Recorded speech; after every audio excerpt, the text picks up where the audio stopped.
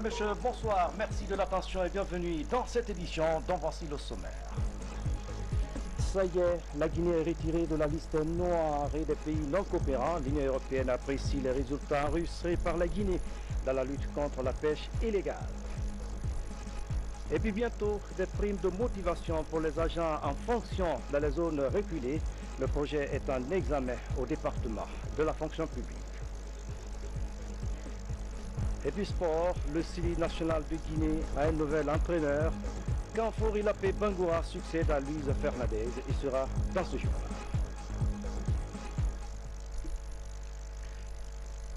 Mesdames et messieurs, bonsoir. Merci de l'attention et bienvenue dans cette édition Conakry 14 juillet 2016.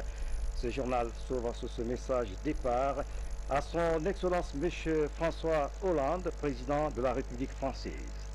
Excellence, Monsieur le Président et chers amis, la célébration de l'historique journée du 14 juillet, fête nationale de votre pays, m'offre l'immense plaisir d'adresser au peuple et au gouvernement français et à vous personnellement les vives et chaleureuses félicitations du peuple de Guinée, de son gouvernement auquel je joins les miennes propres.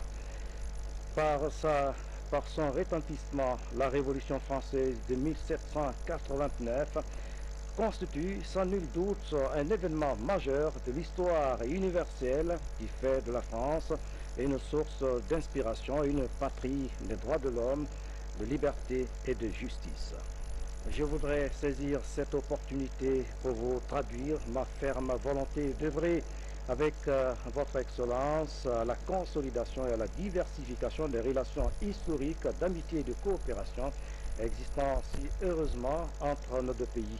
Des agrès, Excellence, Monsieur le Président, mes vœux ardents de vigoureuse santé et de succès que je formule pour vous ainsi que ceux de paix et de prospérité pour le peuple ami français.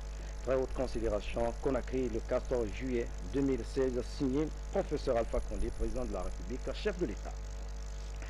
Ouf de soulagement pour le ministère de la Pêche. L'Union européenne vient de retirer la Guinée sur la liste noire des pays non coopérants. Cette décision coïncide avec l'adhésion de notre pays à l'accord relatif aux mesures du ressort de l'État du port visant à prévenir et à contrecarrer la pêche illégale. La Guinée est le 27e pays membre de cette organisation. Salassi Keita, envoyé spécial. C'est désormais officiel. La Guinée vient de sortir définitivement sur la liste noire des pays tiers non coopérants de l'Union européenne. Cela après plusieurs années de combats engagés par le président de la République dans le but de redresser le secteur de la pêche, de l'aquaculture et de l'économie maritime du pays, aujourd'hui en pleine mutation. Il y a plusieurs avantages. D'abord un avantage moral, parce que inscrire un pays, et la Guinée était le seul pays sur la liste de l'Union européenne comme pays tiers non coopérant, ça signifiait que notre pays était un pays qui ne respectait pas les règles de jeu dans le domaine de la pêche. Donc retirer ce carton rouge signifie que nous sommes un État normal dorénavant. Le côté social, le côté économique, vous savez que l'Union européenne est un groupe de pays de plus de 27 États. Donc l'ensemble des marchés de ces pays s'ouvrent désormais à notre pays. Ça veut dire que pour nos artisans pêcheurs, nos pêcheurs guinéens, d'une manière générale, vont dorénavant avoir accès au marché européen. Donc ça veut dire qu'ils vont avoir énormément de ressources désormais à aller rechercher sur ces marchés-là, et sans compter la coopération qui va s'instaurer entre nos partenaires de l'Union européenne et de la République de Guinée. Une annonce qui coïncide surtout avec l'adhésion de la Guinée à l'accord relatif aux mesures du ressort de l'État, du port visant à prévenir, à contrecarrer et à éliminer la pêche illicite, non déclarée et non réglementée, comme 27e État membre. C'est une grande fierté pour le peuple de Guinée, à l'appui de M. le Président de la République, que depuis 2013, s'est engagé dans la lutte contre la pêche illicite non déclarée, non réglementée. Il s'agit encore de redoubler d'efforts. Tout le respect est pour le peuple de Guinée et les acteurs de la pêche qui ont accepté depuis 2013 cette contrainte qui n'a pas été aussi facile. Les responsables de la FAO ont d'ailleurs qualifié le président de la République, Professeur Alpha Condé, qui est venu représenter toute l'Afrique ici à Rome comme champion de la lutte contre la pêche illicite. Et cela compte tenu surtout des nombreux résultats enregistrés par la Guinée ces 4 derniers mois dans la lutte contre la pêche illégale. De la République, le professeur Alpha Condé a été reçu hier au siège du PAM, Programme alimentaire mondial à Rome en Italie. Il s'est entretenu avec la directrice exécutive du PAM sur les questions d'appui et de développement du secteur agricole. Suivez le reportage de notre envoyé spécial. Tout commence par cette signature du président de la République ici au siège du PAM, Programme alimentaire mondial, pour marquer son passage dans la capitale italienne, ce 13 juillet 2016. Une présence du professeur Alpha Condé qui s'inscrit dans la dynamique de renforcement des relations de coopération entre la Guinée et cette institution internationale, dans le domaine surtout de l'agriculture. Le président Alpha Condé a fait à la directrice exécutive du PAM une large lecture des nombreuses richesses dont dispose la Guinée dans le domaine agricole. Le professeur Alpha Condé a surtout demandé le soutien de Ertarin Cousin au développement des cultures vivrières en Guinée pour accompagner surtout les paysans à se doter de tous les outillages agricoles. La directrice exécutive du PAM a profité de cette occasion pour d'abord féliciter le chef de l'État pour son engagement personnel en faveur de la lutte contre la pêche illicite. Ertarin Cousin s'est aussi réjoui du retrait du carton rouge contre la Guinée par l'Union européenne dans le cadre de la lutte contre la pêche illégale. Toute chose qui dénote pour la directrice exécutive du PAM du sérieux et de la volonté des autorités guinéennes à œuvrer pour un développement socio-économique et politique du pays. Et pour cela, la responsable du PAM n'a pas manqué de dire au professeur Alpha Condé tout son engagement à appuyer la Guinée sur le chemin tracé vers le développement économique et social. Une Guinée avec plus de 6 millions d'hectares de terres cultivables, un potentiel à développer, selon Ertarin Cousin. Restons toujours en Italie, où le chef de l'État guinéen a été reçu en audience par son homologue d'Italie, professeur Alpha Condé et Sergio Mattarella, ont parlé du renforcement de relations d'amitié et de coopération existant entre nos deux pays. L'ouverture très prochaine d'une ambassade d'Italie à Conakry a été mentionnée. Sanassi Keita. Le palais Quirinal, situé sur la colline de Quirinal. Le président de la République arrive ici ce jeudi 14 juillet 2016. Professeur Alpha Condé est reçu par le président de la République italienne, Sergio Mattarella.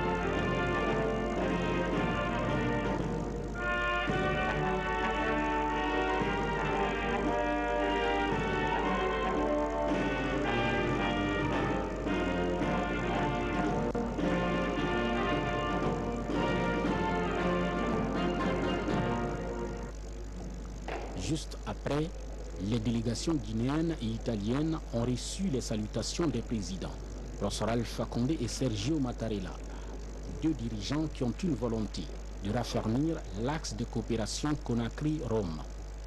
D'où cette rencontre bilatérale. Une rencontre au cours de laquelle les deux présidents, professeur Alpha Condé et Sergio Mattarella, ont évoqué plusieurs sujets d'intérêt commun, comme surtout la réouverture très prochaine d'une ambassade d'Italie à Conakry. Monsieur le Président a échangé avec son homologue italien sur la nécessité de renforcer la coopération bilatérale entre nos deux pays, entre l'Italie et la République de Guinée, notamment dans le domaine politique et diplomatique.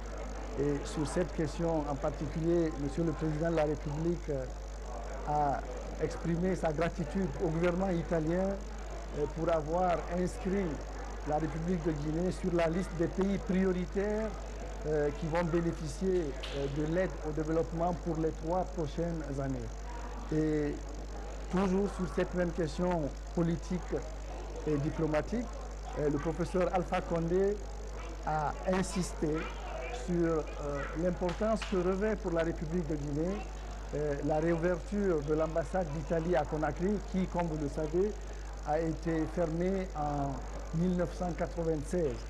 Donc, Monsieur le Président de la République a estimé que le moment était venu pour nos deux pays de renforcer davantage cette coopération bilatérale sur le plan diplomatique à travers justement la réouverture de l'ambassade d'Italie à Conakry.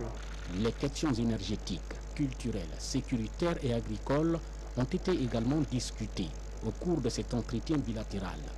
Un entretien qui donne surtout l'espoir de voir la Guinée et l'Italie renforcer davantage leurs relations d'amitié et de coopération, avec notamment la réouverture très prochaine d'une ambassade de la République italienne à Conakry. Salassi Keita, merci pour ces différents comptes rendus. Retour à Conakry, le dialogue politique est relancé. Une rencontre a regroupé ce matin à la primature la mouvance, certains partis politiques de l'opposition, la société civile et les représentants de la communauté internationale. Le Premier ministre chef du gouvernement, Mamadi Doula, a mis l'occasion à profit pour inviter la mouvance et l'opposition à privilégier le dialogue et la cohésion sociale. Le point avec Adi Kamara. Une relance du dialogue politique initié par le Premier ministre chef du gouvernement. Constatant l'absence de certains partis politiques de l'opposition à la rencontre, le Premier ministre Mamadi Doula a rappelé la nécessité de promouvoir le dialogue pour la construction d'un état de droit respectueux des valeurs républicaines. Nous devons reconnaître que nos désaccords, nos divisions, nos dissensions, nos palabres interminables, nos postures politiciennes par rapport à chaque enjeu national ont été les premiers facteurs qui ont fragilisé nos efforts de développement. La Guinée est notre pays à tous. Toutes les Guinéennes et les Guinéens doivent pouvoir se sentir concernés par les efforts visant à trouver des consensus, à créer des cadres de concertation et de dialogue autour des nombreuses questions requérant l'unité des filles et des fils de la nation, pour avoir une chance de trouver des solutions viables et pérennes. Je profite donc de cette tribune pour lancer encore un appel aux partis qui n'ont pas répondu à cette première session de relance de ce dialogue, pour leur dire que nous les invitons à venir à la table de discussion, à la table de négociation, pour mettre ensemble toutes nos idées sur la table, pour discuter de tous les problèmes aujourd'hui auxquels le processus est confronté. Le ministre de l'Administration du Territoire et de la Décentralisation et celui de la Justice garde des Sceaux ont tour à tour expliqué longuement le contenu des différents accords signés entre les parties prenantes et souhaité que la Guinée renforce son unité nationale et sa cohésion sociale par les vertus du dialogue et de la concertation. Les représentants des institutions internationales ont pris part à la rencontre pour apporter leur contribution concernant la promotion du dialogue en Guinée. J'ai participé aujourd'hui à un événement qui devait être le redémarrage du dialogue politique entre le gouvernement, la mouvance et l'opposition. J'ai vu que pas tout le monde était présent. Malgré tout, je pense qu'on a pu avoir quelques échanges intéressants. Et je reste optimiste sur le fait que les conditions pourront être réunies pour que les partis se mettent effectivement autour de la table et trouvent des solutions consensuelles à des problèmes à régler, tels que prévu dans l'accord politique du 20 août. Il y a encore des éléments à mettre en œuvre. Donc je reste confiant que les partis pourront effectivement se mettre autour de la table pour discuter le fond des problèmes et trouver les vraies solutions consensuelles que je pense tout le monde attend. Les partis politiques présents à la rencontre ont hautement apprécié cette initiative. Tous les partis politiques doivent prendre part au dialogue pour que les situations qui n'ont pas trouvé de solution dans les autres structures telles que le Parlement puissent être évoquées avec le gouvernement et qu'il y ait un débat à bâton rompu pour y trouver des solutions. Ce matin, nous nous réjouissons beaucoup de la réouverture de ce dialogue entre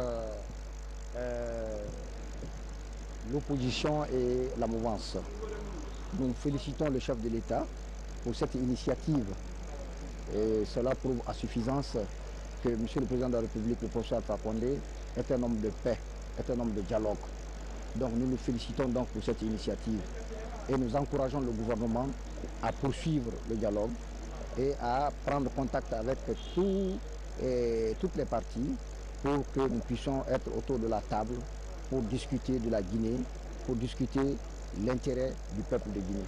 Avant de lever la séance, le Premier ministre chef du gouvernement, Mamadi Yula, a invité tous les acteurs politiques à s'inscrire dans cette dynamique de relance du dialogue pour une Guinée unie, solidaire, prospère et émergente. Et puis en plus bref, le Premier ministre chef du gouvernement, Mamadi Yula, accordera une grande interview demain vendredi à la RTG Coloma. Il sera question des grandes réformes entamées sous son magistère avec un accent particulier sur les indices macroéconomiques, l'agriculture, la pêche, l'élevage et les mines seront développés. Comment impliquer les jeunes dans le processus de développement de la Guinée? La question préoccupe l'État et ses partenaires. Des échanges ont eu lieu à Conakry à l'initiative du ministère de la Jeunesse en partenariat avec le système des Nations Unies. La création de plus de 750 000 emplois est envisagée dans les prochaines années. Abdul Aziz Badi, reportage. Mois après la fin de l'épidémie d'Ebola, la Guinée relance le processus de développement. À travers cette assise, plusieurs ministres présentent des stratégies qui s'inscrivent dans le programme national d'insertion socio-économique des jeunes. Si on veut promouvoir la création d'emplois et la création de richesses avec les jeunes, et pour les jeunes, il faudrait aussi concevoir des politiques intelligentes et cohérentes en matière de sport et en matière de culture. La problématique de la jeunesse ne peut pas être réglée uniquement que par un seul département. Il faudrait l'implication de tous les acteurs et de plusieurs ministères pour pouvoir apporter une réponse adéquate, une réponse plus ou moins appropriée à la dimension jeune. Cette présentation officielle du programme national d'insertion socio-économique des jeunes est une initiative du département de la jeunesse. Il est soutenu par le système des Nations Unies pour le développement. Un programme qui s'étendra sur 4 ans et devrait créer plus de 750 000 emplois. Il est vrai que ça a été présenté aujourd'hui, le travail a été fait et finalisé. Il y a encore un second travail qui va être déclenché, c'est le travail de la mobilisation des fonds et surtout le partage du document et de la stratégie dans l'ensemble de la Guinée. L'élaboration de ces programmes a pris 7 mois et réunit 13 départements ministériels. Le programme donne la chance aux jeunes de bénéficier d'un encadrement leur permettant de devenir des véritables citoyens dans le processus de développement du pays. L'étiquette citoyen ne veut pas dire bon citoyen, mais il faut l'avoir dans le comportement. 30 jeunes de Kindia viennent de se constituer en réseau pour faire la promotion de l'éducation civique. C'est une action encouragée par la coalition des femmes leaders du Guinée et du PNUD. Une rencontre s'est tenue à cet effet dans la préfecture de Forêt-Caria. Voici le reportage signé de Abdul Karim Kamara. Observateur, le respect des principes de la citoyenneté par la jeunesse laisse à désirer en Guinée. Une jeunesse devant être le porte-flambeau de toute vie citoyenne. Ici, à Forêt-Carrière, 30 jeunes s'approprient le contenu d'un document en guise de réseau pour la promotion de l'éducation civique et électorale. C'est un appui organisationnel de la COFEL, la Coalition des femmes leaders de Guinée. Après cette mise en place, ils vont faire des sensibilisations par rapport au processus électoral, par rapport à la promotion sur l'éducation à la vie citoyenne, pourquoi pas même le contrôle citoyen de l'action publique. Venus de toutes les préfectures de la région de Kindia, ces jeunes ont pendant 3 jours étudié et restitué l'idée du document pour validation. Une synergie d'idées des partenaires au développement avec le gouvernement. Quand on ne construit pas un bon citoyen qui connaît ses droits et ses devoirs, qui connaît certaines valeurs qui fondent la République, si le citoyen n'est pas convaincu de sa citoyenneté, ça, nous allons droit vers le mur. Éduquer une jeunesse, pour moi, c'est la seule façon de garantir l'avenir du pays. Au terme de la rencontre, un bureau exécutif de 7 membres est mis en place, plus l'élection de 2 commissaires aux comptes. La lutte contre la sédentarisation des fonctionnaires et la mauvaise gestion des ressources, la question figure au nombre des préoccupations du gouvernement guinéen. Les services de l'intérieur du pays, vous le savez, sont vides par manque de redéploiement des effectifs. Pour pallier cette situation, le département de la fonction publique envisage les primes de motivation pour les agents qui vont servir dans les zones reculées. Baba Kouyaté signe son reportage. La lutte contre la sédentarisation des fonctionnaires dans les services publics, une préoccupation du gouvernement guinéen. C'est une action d'un fonctionnaire de rester à son poste de travail pendant plusieurs années. Elle est considérée par les spécialistes de la réforme administrative comme une action de routine qui crée l'inefficacité dans les services publics. Les services à l'intérieur sont quasiment vides. Et il faut noter également que à ce jour, beaucoup de fonctionnaires nommés à des postes de responsabilité ont dépassé les normes en ce qui concerne la durée d'un fonctionnaire à son poste de travail, surtout les postes de responsabilité. Et lorsqu'on occupe un poste stratégique, ça demande un travail de réflexion, un travail d'innovation. Actuellement, des réformateurs de l'administration publique mis sur la motivation à travers des primes en fonction des 4 zones ciblées. Je prends le cas concret, n'est-ce pas, de l'éducation, mais aussi de la santé avec les statuts particuliers où on a introduit la notion de prime de zone. Plus la zone est reculée par rapport à la capitale, plus la prime est consistante. La motivation est un élément essentiel de la gestion des ressources humaines. Les spécialistes de la réforme sont à pied d'œuvre pour l'opération de rationalisation des structures et effectifs des agents publics. Baba Kouyaté, c'est un dossier à suivre. Le financement du barrage hydroélectrique de Sambagalou au Sénégal et la construction de la ligne d'interconnexion est bouclée. Les travaux vont commencer en fin d'année. C'est du moins la conclusion de la réunion technique qui vient de se tenir ici à Conakry, Nabi Kamara. L'OMVG et ses partenaires techniques et financiers se sont rencontrés pour faire l'état des lieux en matière de mobilisation des financements et présenter le chronogramme prévisionnel de réalisation des différentes activités, à savoir la construction d'un barrage hydroélectrique à Sambagalou au Sénégal et la construction d'une ligne d'interconnexion équipée de fibres optiques pour la communication d'une longueur de 1577 km.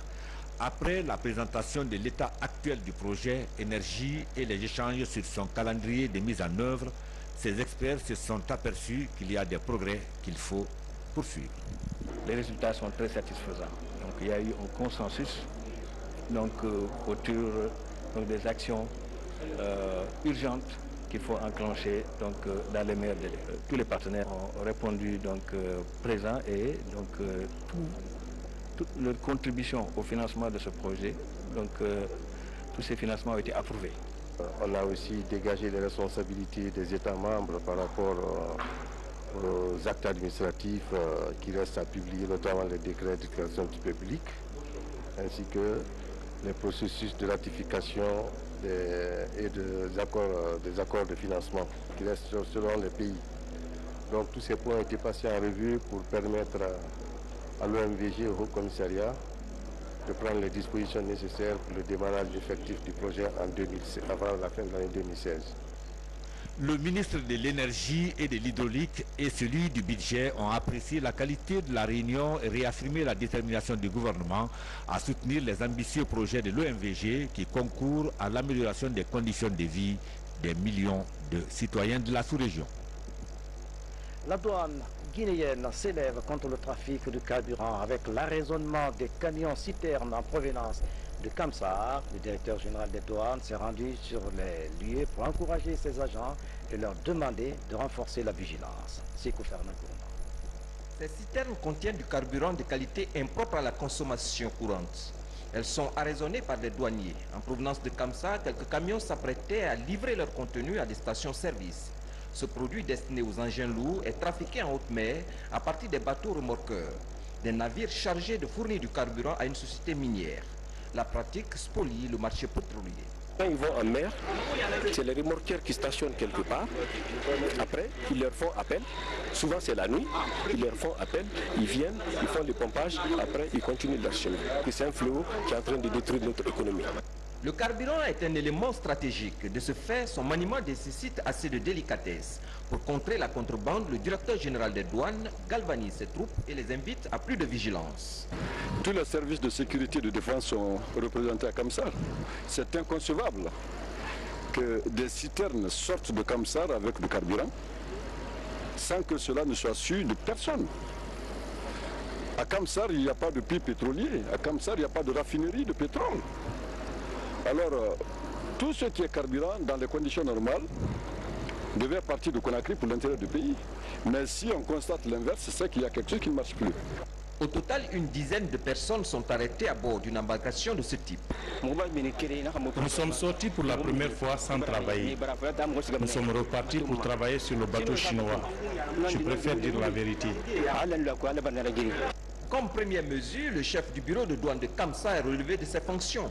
En attendant de situer les responsabilités, tous les corps entendent agir dans le même sens, ce pour freiner la pratique. L'autre temps fort de cette édition, l'usine Ciment de Guinée vient de se doter d'un système de poussiérage de dernière génération. L'équipement a coûté plus de 2,5 milliards de francs guinéens. La démarche vise à lutter contre la pollution. C'est le ministre de l'Industrie qui a procédé à la mise en service de cet appareil. Ansman Toumani Kamara signe ce reportage. L'usine des ciments de Guinée marque un nouvel élan de production avec la mise en service d'un système innovant de dépoussiérage. Ces nouvelles installations permettent à l'usine mère de l'industrie cimentière du pays de se conformer aux directives et réglementations environnementales en matière d'émissions de poussière. Un constat de satisfaction, je trouve une unité industrielle propre, bien organisée, bien signalée, la signalétique qui est. Ciment de Guinée s'était engagé à mettre en place les équipements indispensables à la correction de ces anomalies, ce qui a été fait. Donc je suis venu constater effectivement que le travail est terminé et que l'unité industrielle va continuer à fonctionner de façon optimum, mais surtout m'assurer aussi que des mesures d'alerte vont être mises en place pour que pareille situation ne se reproduise plus.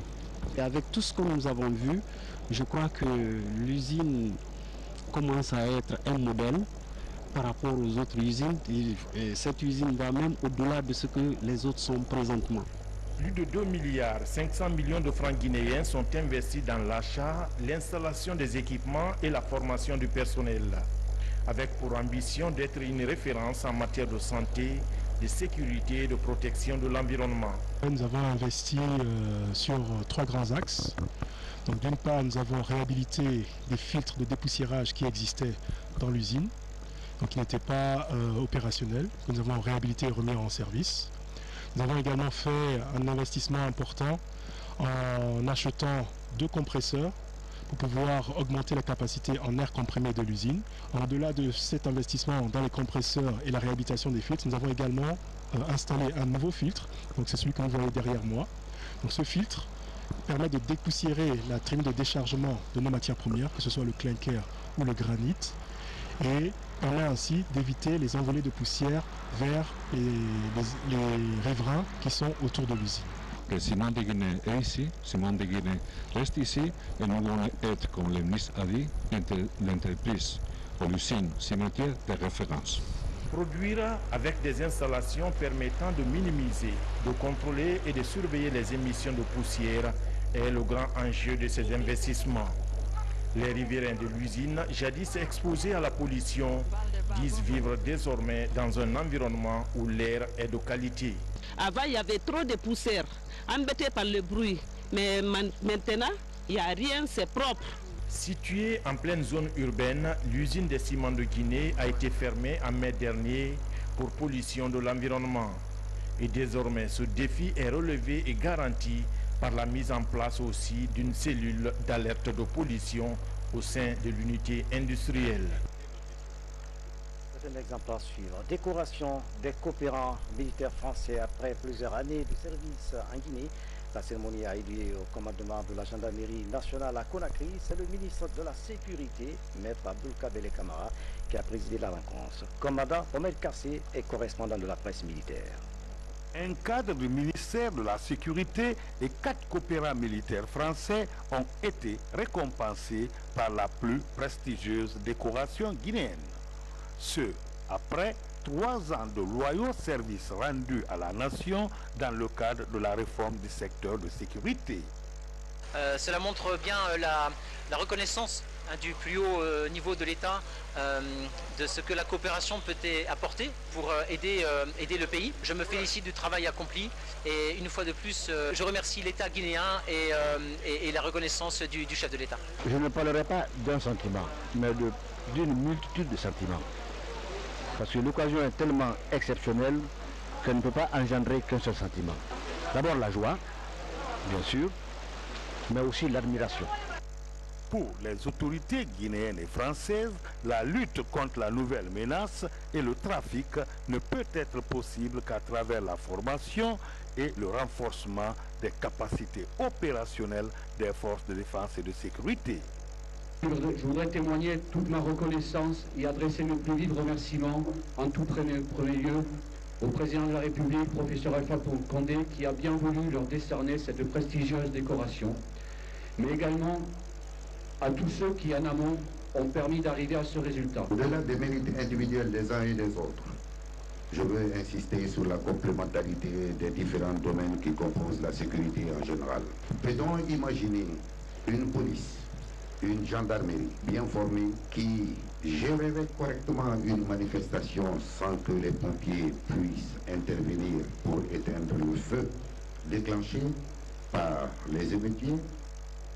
Cette cérémonie de décoration dénote la volonté du chef de l'État dans le cadre de la coopération militaire française.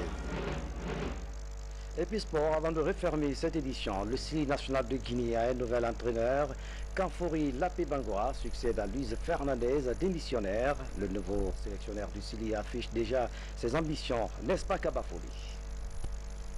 Déclenché le 15 juin dernier, le processus de recrutement du nouveau sélectionneur du Sili national de Guinée a abouti au choix d'un entraîneur local.